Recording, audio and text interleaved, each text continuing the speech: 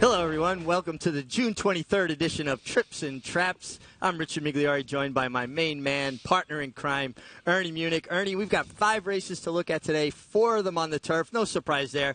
Turf races lend themselves to trips. Absolutely, and the tricky thing is to find these horses in the right spots coming back. Not easy to do.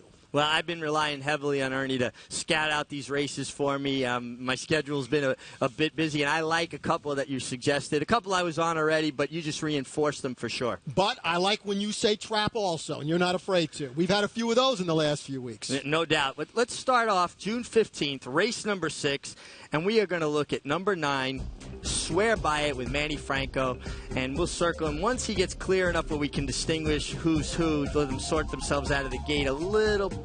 Yeah, I think we're good right there. Number 9, and this is Swear By It with Manny Franco.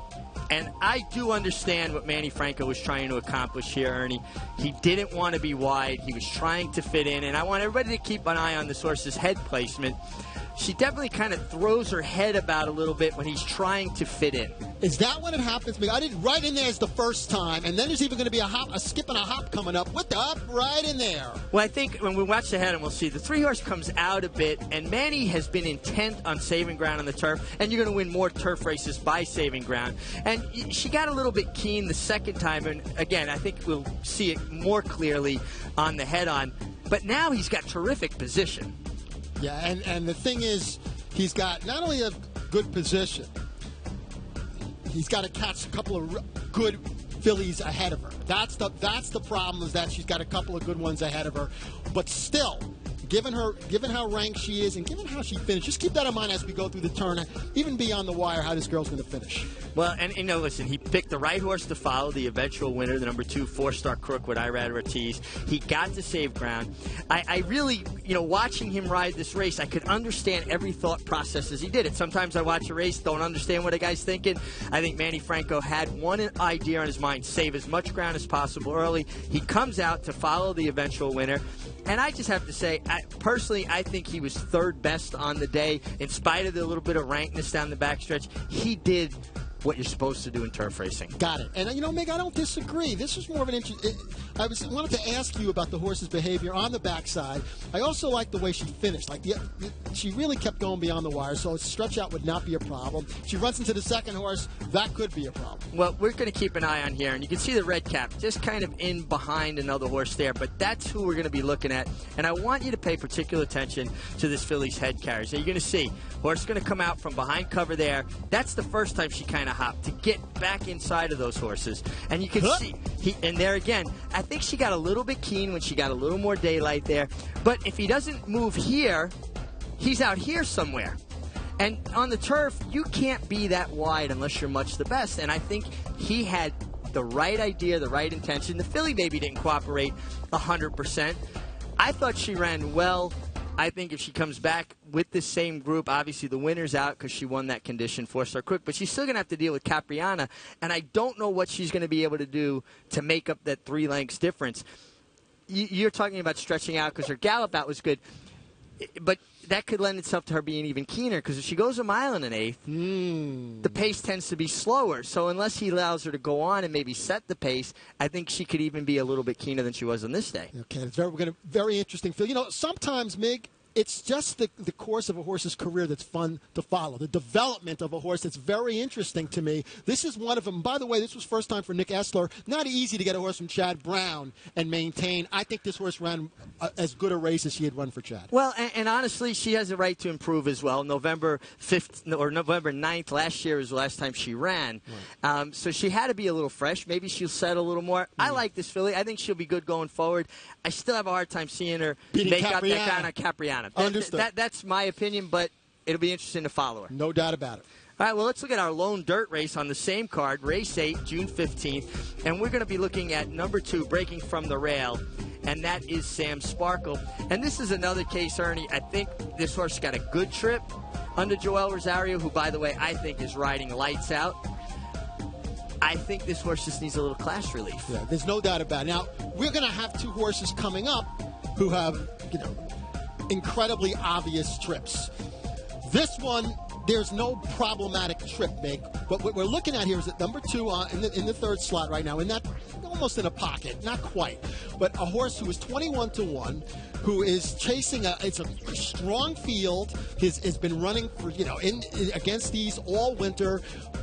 Never giving up inside, outrunning his odds, and I just think he's underrated and just needs, as you said, some class break, just a little bit. Yeah, because I think he worked out a good trip. I mean, the favorite Jube is caught outside yes. wide. I think Jube has stamped himself as a very talented horse who needs everything to go his way. Sam Sparkle gets out of the pocket now, saved every inch of ground, has every opportunity. No doubt. And I really think that this horse, with just a little bit of class relief, is a horse you want because he's very honest and he's got speed to establish good trips. I like this horse going forward, but in a different kind of spot. No doubt about it. And, with these horses who just keep, and there aren't that many who just like a frazzle. This horse, I worship that horse. Horses who keep reproducing their form.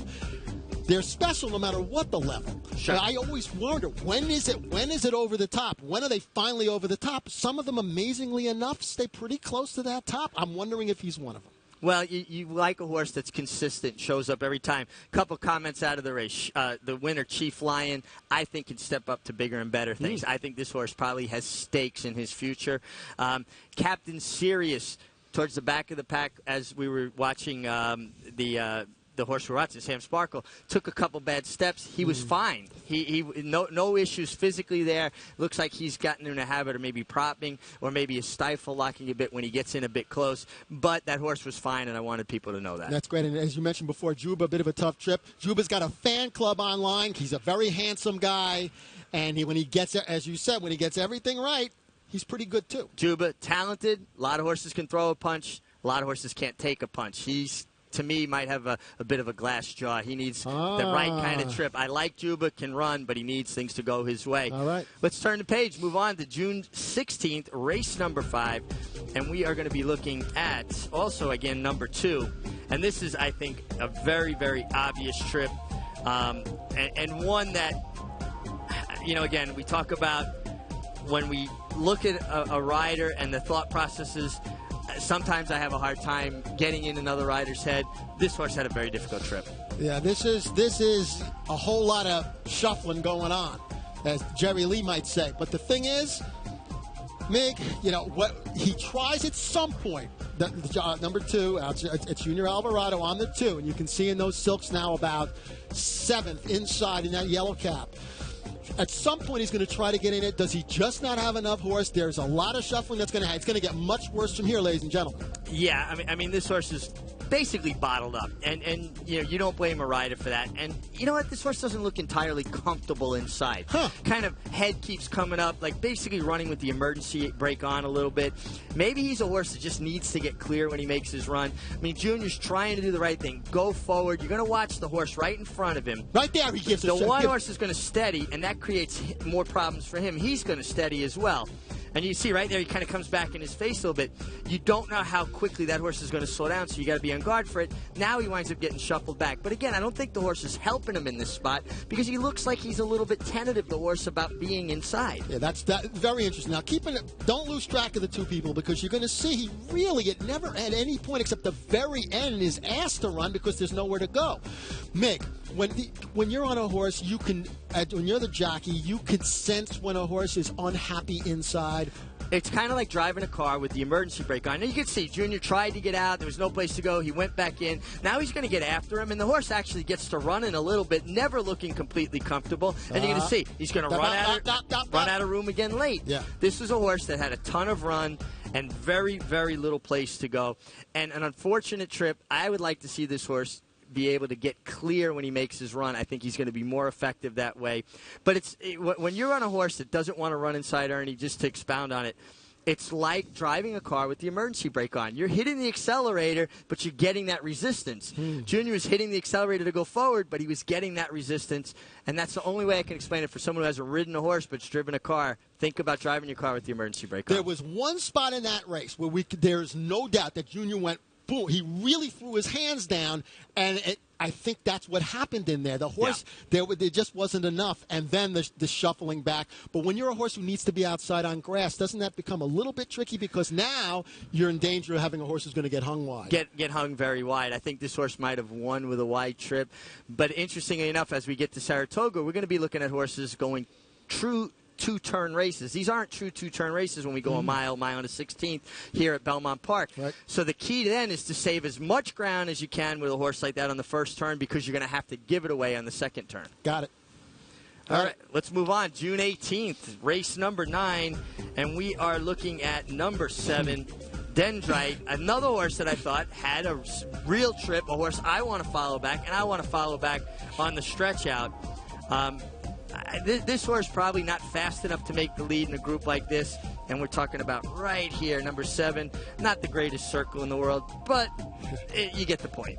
It's funny, Mig. I think Kendrick, in the first, as you've talked about before, try to get position right if you can. Yeah. And I think Kendrick asked him, getting out of the gate, just not fast enough, then drops back. Keep in mind, as we should know this before we're even looking at the subtle trip issues going on, because you're right here, there's a little bit of break action there on the 7. This is a gelding who was 3 for 36. Keep that in mind, and is one going 2 turns on grass, on the lead 3 times. Those are how he won his 3 races. Just keep that in mind as you're watching this. Well, in this 7 furlong race, they went 22, almost 3, 45 and 3. Here's the one issue I had. I thought Kendrick maybe right here should have started tipping out to the clear. And by the time he realizes he wants to do that, the 10 horse is taking that spot in that first run. And you see now he's kind of buried there. He may have wanted to tip out a little sooner. I don't think he could win this race under any circumstances. I would love to see this horse come back 2 turns, a mile and a 16th in Saratoga, put him on the lead, and let's winner, chicken dinner. This is one of the reasons I love this game. This is a conundrum. We have a 3 for 36 horse who, to me, is a very interesting trip given how he's won his 3 races and how he ran in this race. Of course, there's a possibility of disappointment here. We know that. We see the horse's record. But that was a very interesting trip. I think you're going to get a real square price. I want to see him on the lead, 24, 48, somewhere in there. Yeah, that would be great. If we can get that, that would be beautiful. I'd like to ride him then. Oh, well, that was your specialty. Put him the sleeper hole first turn. Sleeper hole, okay. Right.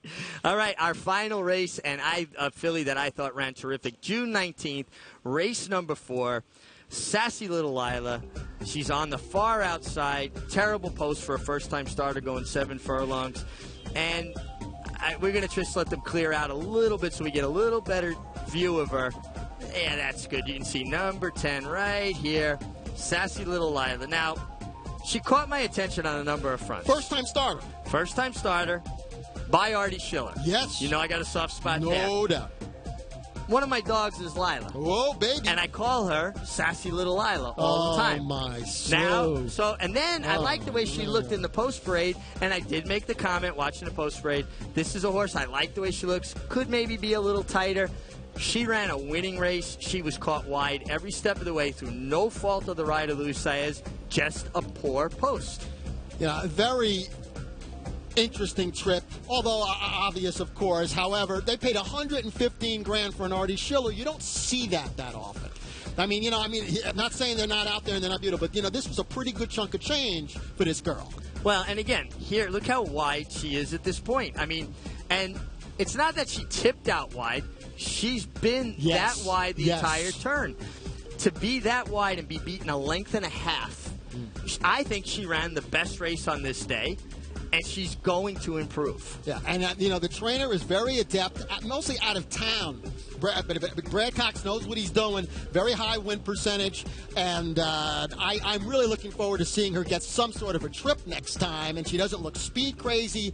If she gets any sort of pocket in and out, she might be okay. And you could see, rightfully so. And we're going to take a look at the whole turn here. And here she is on the far outside. Again, this isn't a rider's fault. People who gripe that, he's wide. He broke from post 10. He had horses inside of him. A lot of times you know where you want to be. You just can't get to where you want to be. Yeah, no doubt about it. And by the way, I must point out that Godolphin and Kieran winning and you'll see Sassy Little Kai on the outside make very impressive with this trip first time out. Kieran and Godolphin winning with great import at 16-1. These Godolphins, the training at Green Trees, Karina, frosted, out of this, just from another planet. We see these, they have been running just lights out. This green, whatever's coming from Green Tree, let me tell you. Well, Green Tree is now a synthetic surface owned by Sheikh Mohammed. They train a lot of the horses up there. Green Tree was once owned by Green Tree Stable, the Whitney family, when it was a dirt course.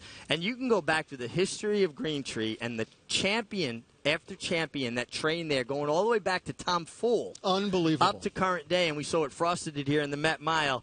Pretty cool stuff. Truly amazing, and Kieran doing exciting things, and even that Zenner also. They just for whatever it is, a flurry from Kieran right now, and sassy little Lila Mig. Maybe second time out. I mean, she may take some money, with all of us talking about it. I think she will take money. She was better than 11-1 here. We might not get that price, but I'll take half the price. And, of course, we'll look forward to hearing from you. Trips and Traps at NYRAInc.com.